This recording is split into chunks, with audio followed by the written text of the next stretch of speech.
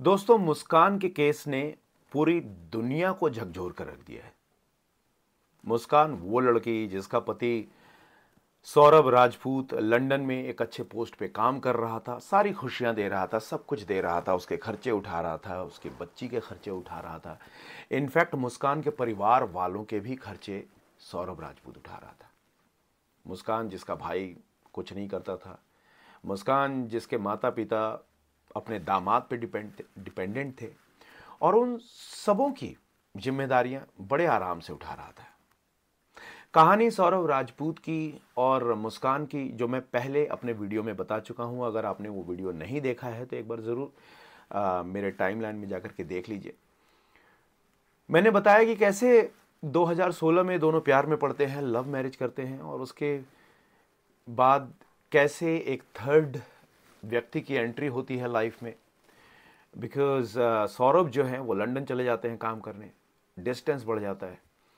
फिर साहिल, जी हाँ वही वो नाम है जो उसके बचपन का दोस्त होता है, वो मुस्कान की ज़िंदगी में आता है, और मुस्कान की ज़िंदगी में आते ही मुस्कान की ज़िंदगी को बदल देता है नेगेटिव तरीके से। कहानियाँ ये भी कि साहिल जो है तंत्र विद्या में भरोसा करता था। साहिल ज़्यादा पढ़ा लिखा इंसान नहीं था और ड्रग एडिक्ट था। तो अपने तरीके से चीज़ों को करने वाला साहिल मुस्कान को भी अपने कंट्रोल में ले लेता है, और मुस्कान इस कदर प्यार में पड़ती है कि साहिल उसकी ज़िंदगी में बिल्कुल वैसे ही हो जाता है जैसे कि चाय में पड़ी हुई मक्खी, और दोनों मिलकर के उसे निकाल फेंकते हैं। अब इस पूरी कहानी में समझने वाली बात यह है कि जब आप किसी पे आंख मूंद कर भरोसा करते हैं तो फिर आपको आगे पीछे के लोग, आपको अपने लोग, दुनिया क्या कहती है, इससे कोई फर्क नहीं पड़ता। और मुझे लगता है इसीलिए कहा गया है love is blind. Blindly love किया, ब्लाइंडली सपोर्ट किया, उसकी सारी गलतियों को माफ़ किया। एक बार ऐसा भी कहा जा रहा है कि वो किसी और लड़के के साथ पहले भाग गई थी, इसके बावजूद इसे अपनी ज़िंदगी में रखा। डिवोर्स फाइल किया, एक लेवल पे आ गया जहाँ पे सौरभ ने डिवोर्स भी फाइल किया, लेकिन आसपास के लोग समझाने लगते हैं कि तुम्हारी बच्ची है, तुम्हारा परिवार है, इसको समझाओ, समझ जाएगी, गलतियां होती हैं। इनफैक्ट 28 साल का सौरभ राजपूत और 26 साल की मुस्कान, दोनों अभी नए नए आप कह सकते हैं कि दाम्पत्य जीवन में पड़े थे, तो गलतियां हो जाती हैं। यही सोच करके सौरभ ने माफ़ कर दिया, लेकिन सौरभ को क्या मालूम था कि साहिल नाम का ये आदमी इनकी ज़िंदगी में आएगा, और इनकी ज़िंदगी में ऐसे आएगा कि वो सौरभ राजपूत की ज़िंदगी को ही ख़त्म कर देगा। और जिस तरीके की चीज़ें निकल के आ रही हैं, जिस तरीके से मर्डर किया गया, जिस तरीके से मार दिया गया और फिर लाश के टुकड़े किए गए, और लाश के टुकड़े करने के लिए मुस्कान खुद दुकान से 2 नाइफ्स खरीद के लाती हैं, फिर मुस्कान खुद जाकर के ड्रम खरीद के लाती है, और फिर साहिल दिमाग लगाता है कि ड्रम्स के अंदर उस बॉडी को जो है हम रख देंगे, और उसे फिर सीमेंट के मिक्सचर के साथ में डाल करके पैक कर देंगे, किसी को कुछ पता ही नहीं चलेगा। और ऐसा ही किया भी उन्होंने।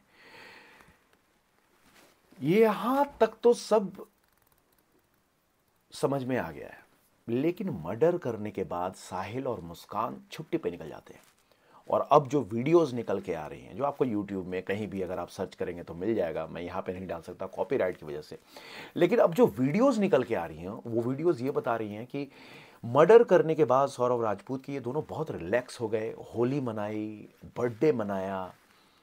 मुस्कान के ऑडियो क्लिप्स भी वायरल हो रहे हैं जहाँ पे वो कह रही है ऑटो वाले को कि भैया आप केक लेकर के आना, लेकिन केक लेकर के आना तो ये कहना कि आपका सामान है, ताकि साहिल को पता न चले, मैं रात में उसे सरप्राइज़ करूँगी। और वो वीडियो केक खाते हुए भी वायरल हुआ, होली खेलते हुए वायरल हुआ। फिर इनफैक्ट ये लोग नाइट क्लब में जाते हैं, वहाँ पे डांस करता हुआ वीडियो वायरल हुआ। अब ये मैं सारी बातें आपको इसलिए बता रहा हूँ क्योंकि इससे एक तो आपको जो किलर है उसकी साइकोलॉजी का पता चलता है, क्योंकि किलर जो होता है वो ऑलरेडी आपको मरा हुआ मान चुका होता है। आप उसकी ज़िंदगी में होते हैं, लेकिन वो आपको ऑलरेडी मरा हुआ मान चुका होता है अपने दिमाग में, और प्लानिंग वो कर चुका होता है कि अब जिसे हमने मान लिया है वो मरा हुआ है, उसे फिजिकली कैसे गायब करना है इसके बारे में सोचना शुरू कर देता है। और बिल्कुल इस घटना को अगर आप डिटेल्ड तरीके से देखेंगे तो आपको समझ में आ जाएगा कि किस तरीके से नवंबर 2024 में भी मारने की कोशिश की गई थी साहिल को, लेकिन वो फेल हो गया क्योंकि जिस समय इनको वो बेहोशी की दवा खिलाना चाह रही थी तो उन्होंने मना कर दिया कि अभी तबीयत ठीक नहीं है। वो ड्रिंक में मिला करके पिलाना चाह रही थी, तो उसने ये कह के मना कर दिया था कि अभी वो ड्रिंक नहीं करना चाहता क्योंकि उसकी तबीयत ठीक नहीं लग रही, तो इस वजह से वो मामला टल गया नवंबर से।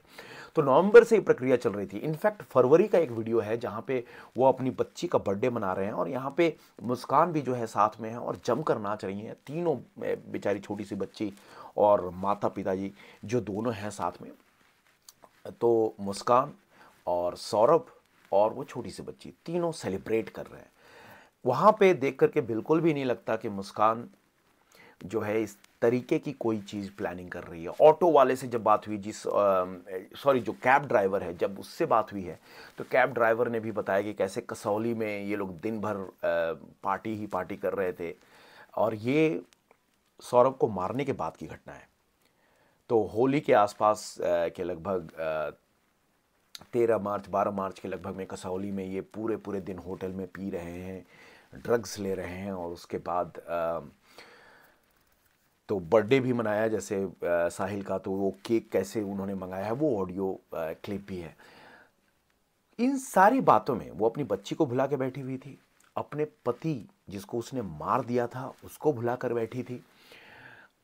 उस समय वो सिर्फ और सिर्फ प्यार के गिरफ्त में थी, ड्रग्स के गिरफ्त में थी, या फिर आप कह लीजिए कि किसी तांत्रिक विद्या के गिरफ्त में थी।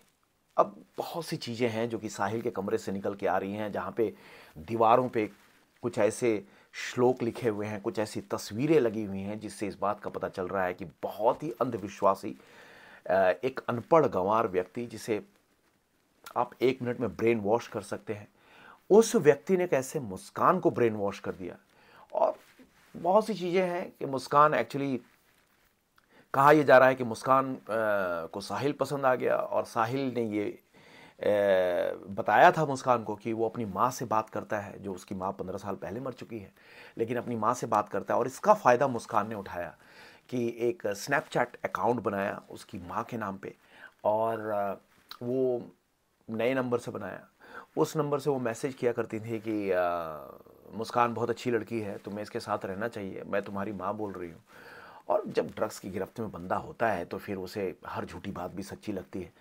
उसे ये यकीन हो गया था कि मेरी माँ मुझसे बात करती है और मेरी माँ मुझसे कह रही है कि मुस्कान बहुत अच्छी लड़की है। अब मुस्कान बहुत अच्छी लड़की है, अगर इसे अपनी ज़िंदगी में लाना है तो पहले जो उसकी ज़िंदगी में उसको हटाना पड़ेगा। तो उसको हटाने के लिए ये सारे प्रोग्राम बनाए गए और इस पे ये सफल भी हो गए। लेकिन इस पूरे घटनाक्रम में एक बेचारा मासूम, एक अच्छा एम्प्लॉयड पढ़ा लिखा व्यक्ति जो कि लंदन में अच्छी ज़िंदगी गुजर बसर कर रहा था, कर सकता था पूरी फैमिली के साथ, छोटी सी फैमिली थी, और इस तरीके से अपनी ज़िंदगी को दांव पे उसने लगा दिया, मैं कहूँगा, ऐसे गलत लोगों के साथ में रह के। और इस तरीके से, जिस तरीके से उसे ख़त्म किया गया है, इसके बारे में लोग कहें भी तो क्या कहें। मतलब किस पे भरोसा करें, किस पे ना करें। आप घर में पानी पी रहे हैं, घर पे खाना खा रहे हैं, जिस पत्नी पे आप भरोसा कर रहे हैं, जिस वाइफ पे आप भरोसा कर रहे हैं, वो वाइफ ही अगर कुछ मिलाकर आपको खिला दे, तो एक ऐसी दुनिया में हम जी रहे हैं जहाँ पे ट्रस्ट बिल्कुल भी नहीं रहेगी। आप किस पे ट्रस्ट करेंगे। कई घटनाएं निकल के आई जहाँ पे बेटी ने अपनी माँ को मार दिया, माँ ने अपने बेटे को मार दिया, पिता की हत्या कर दी गई, पतियों ने सुसाइड कर लिया। कई ऐसे केसेस, अतुल सुभाष से लेके मानव शर्मा का केस आप देख लीजिए, वहाँ पे पति जो हैं अपनी वाइफ से हरास्ट किए गए। तो ये सारी घटनाएं जो निकल के आ रही हैं दुखद है, लेकिन समझने की भी ज़रूरत है कि हमें बहुत सावधानी के साथ चलना चाहिए। और जब भी लगे अलार्म आपको महसूस हो, इसके बारे में बात करनी चाहिए और सख्त कदम उठाने चाहिए अपने लिए, अपने को बचाने के लिए।